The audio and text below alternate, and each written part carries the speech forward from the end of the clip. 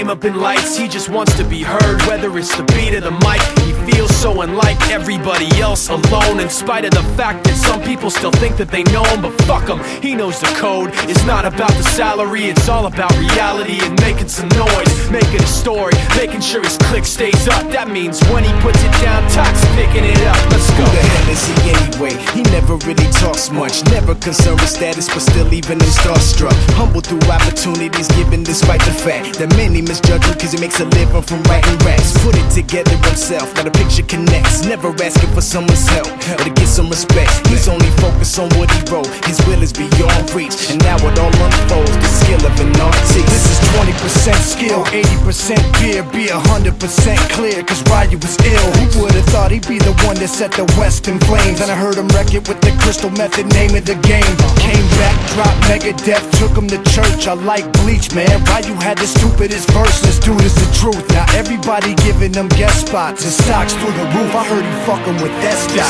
This is 10% luck, 20% skill.